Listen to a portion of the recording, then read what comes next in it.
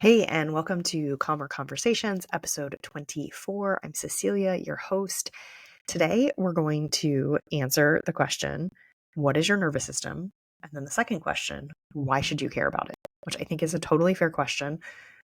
If you're in any kind of personal development or self-development or mindfulness world, you've probably heard about your nervous system and that it's important for making change, but you might not know exactly why it's important for you or even what it does within your body, because maybe the last time you heard about it was freshman year biology class. If you're in the US, I think that's when I had biology. If you didn't take AP later on. Okay, that's what we're covering today. I think if you're here, if you want to feel differently in life, if you want to make changes, you want to listen to this episode.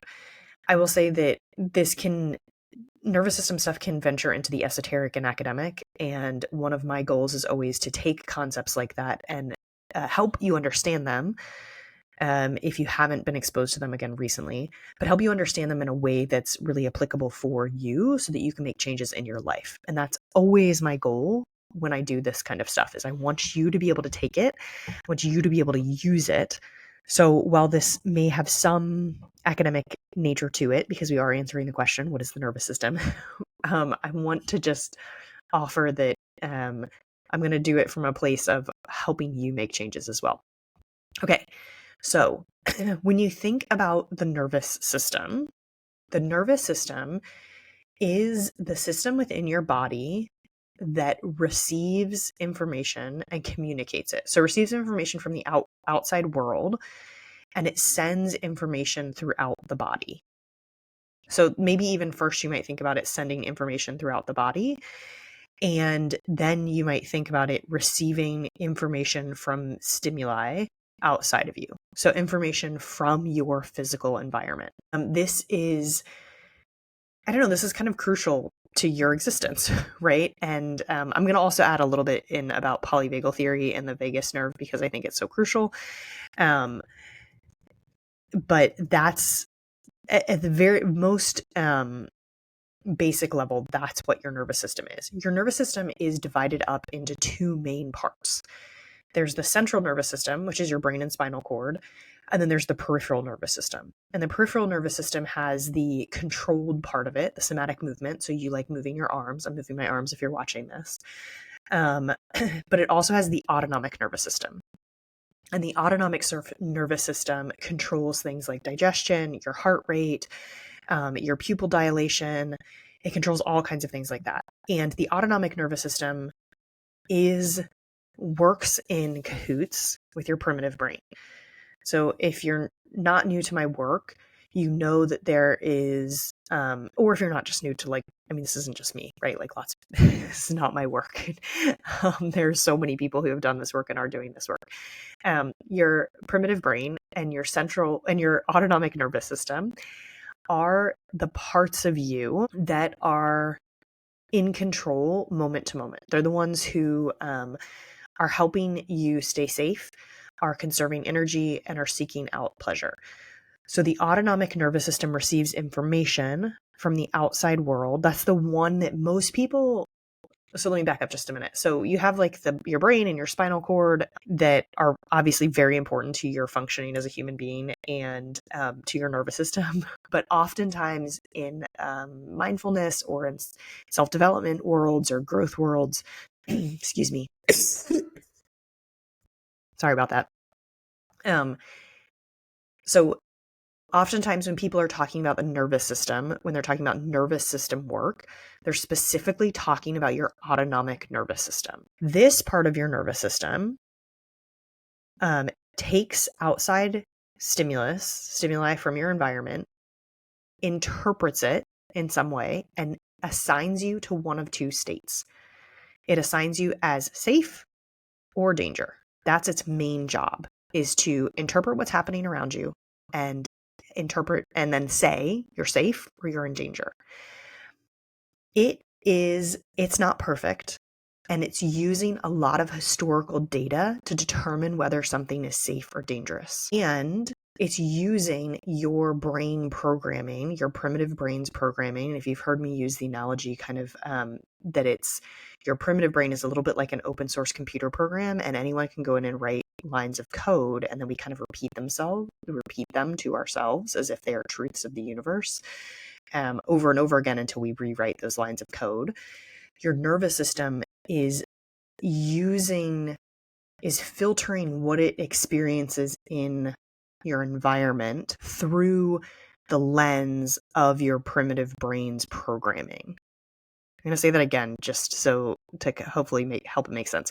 So your autonomic nervous system, which assigns you in the danger or safe category in the moment, no matter what's happening around you, is filtering the information that it gathers from the outside world through your preconditioning, through the thoughts that you think most frequently, through your own history. So I've said this before on the podcast, but I think it's worth saying again. We receive, I forget what the actual number is, but like billions of pieces of information every single second. And your brain cannot process. It can process so much. It's so good at processing things, but it cannot process that much. And so that it filters what you actually see based on what you're expecting to see primarily and what you have seen in the past.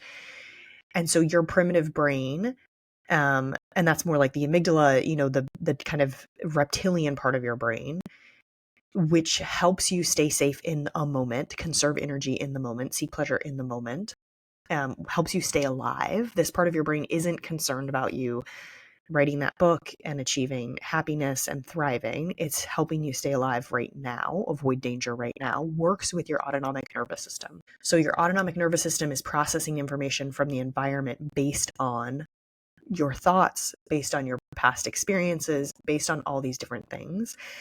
And it's assigning you safe or danger mode. Another way of saying safe or danger mode is your parasympathetic nervous response, which is the safe mode, and the danger mode, which is the sympathetic nervous system response. Okay, so the parasympathetic nervous system response is rest, digest, but it's also create. So you're creating things. You're creatively thinking, if I can get that out of my mouth. You're creatively thinking. So you're resting, digesting, you're connecting with people, you're creatively thinking, your cognitive thinking capacity is higher in that space. And most importantly, for maybe what we're talking about, I mean, the connection is pretty powerful too, but you are able to make change more easily, and actually change is accessible. I might even argue that change is possible when you're in the parasympathetic place. This is also what people call nervous system regulation. When your nervous system is quote unquote regulated, you are in the parasympathetic response. When you are in the sympathetic response, that is when your nervous system, your autonomic nervous system, has assigned you to danger mode. That's when you're in fight or flight, also freeze, which means you're not doing much of anything. You're fawning, which is people pleasing, flocking, getting together with other people. This is also where procrastination happens, all kinds of things like that. It's something feels dangerous. And so your body goes into it, it's in danger mode. It's trying to protect you. It's trying to keep you safe. It's trying to conserve energy. And in that place, it's very hard to make change. It's very hard to connect with yourself or other people or have compassion, to be in that kind of headspace. It's also really hard to digest things, for instance. We're not going to get into that. This isn't going to turn into a health podcast. But just know that if you're somebody who has, for instance, digestive issues, it may be because your nervous system spends a lot of time in dysregulation. And so if somebody is saying that you're dysregulated or you're out of regulation, it's you're in the sympathetic response. Most of us, okay, so that's the nervous system, right? So it's taking information, it's filtering it, it's assigning you one or the other, and it's adjusting all of the systems within your body based on that information. This information is often faulty, which is why you should care about it. This information, the filters that your brain is giving your nervous system, are often faulty. They are often based on misinformation or partial information or information you gathered when you were a young child. So it was helpful then, and it was adaptive then to keep you alive and safe. But now it's probably not helping you. And yet, like the thoughts that are going through that open source computer program, like those thoughts, your nervous system state and how it interprets what's going on around you is dictating what you think, how you feel, what you do, kind of the experience you have in life to a very large degree. And this is kind of where the polyvagal theory comes in that your nervous system is actually adaptive. So your nervous system is the vagus nerve innervates your torso, and it's one of the main ones that controls your heart rate, controls your breath rate, it controls your digestion, it controls sending resources out to your limbs instead of staying in the main part of your body, which again is why digestion is hard. If you think about moving into fight or flight, it makes more sense for your body to have resources in the limbs where they might need to use them, not having resources digesting the hamburger that you just ate. The cool thing about the vagus nerve, well, I won't go into that right now. You can go on a whole nother tangent. But the polyvagal theory, which is looking at nervous system regulation, which is helping you, which is a way of framing what's happening, says that the nervous system evolved to be adaptive and that your behavior and psychological experience, so what you do and how you feel, what you think, are in some way, some large or small way, I think most of the time it's a large way, driven by the state of your nervous system. And the reason is because this is helping you to survive, to avoid danger, to conserve energy, to seek out pleasure, acceptance, safety in your life. And so your nervous system, with its imperfect information, is trying to help you survive. And if you are trying to so that's what the nervous system is. Why you should care about it is kind of what I was just getting into, is that it drives what you do, right? So the thoughts that you have drive what you do and how you feel. And the state of your nervous system drives how you feel and what you do. And also it kind of interacts with your thoughts on that level. And so if you want to feel differently, if you want to do something differently, you have to be able to work with your nervous system. And so most of the time we try and make change from this place of forcing change at the action level, at the how level. And that's really enticing because most of us know cognitively what we want to do or what we should be doing or the steps we might take to get to where we want to get. However, if you are trying to make change at that how level, but you haven't addressed what's happening in your nervous system and brain, the change will feel really hard. It will feel like you're kind of forcing something, like you need a lot of willpower or self-discipline, and it won't last very long. And last very long is relative, right? So some people, it might last 6 months. Some people, it's I could do it for 2 days. And it depends on what you're trying to change and how ingrained the patterning is of your nervous system and brain. But if you work with your nervous system, if you work with the thoughts in your brain, what happens is you change things you understand things at a root cause level, why you are or are not doing something. And then once you make the shifts at that kind of root cause level, the changes you want to make will feel easy. They'll feel kind of like they just flow, almost like you don't even have to try to make any changes. And they will be longer lasting because you've done the work to change the foundational nature of your activities. So most of us know the how, right? I've said this before on the podcast of cognitively knowing what you want to do and how to do something is actually such a small part of making the change. It's a really small part of making the change. We think it's everything. Most people would say oh, that's 99% of the work. I think that's probably closer to about 1 to 5% of the work, maybe a little bit more, because the how can be different in so many different ways for so many different people. But the nervous system and brain work, the background information, understanding why you do what you do right now and what's keeping you from doing what you want to do, why you're getting stuck, that's 95% of the work, right? And so if you spend time on that 95%, the other stuff just happens. Just kind of the number of times that clients say to me oh, I can't, we don't even talk about exercise. And all of a sudden I'm exercising. Isn't that so neat? Right. And that was my big goal and this thing that I could never do. And now I'm just doing it and I don't even have to think about it. Isn't that so neat? That's the kind of a change and feeling that is available to you when you work with your nervous system and your brain. The other reason why you should care about your nervous system is when you're in regulation, you can be kind to yourself and other people. You can connect with other people on a really deep level that's not available to you when your nervous system is not regulated. You can think creatively and cognitively on places that you maybe haven't been able to do before. You can digest your food a lot better. So you can do all these other things.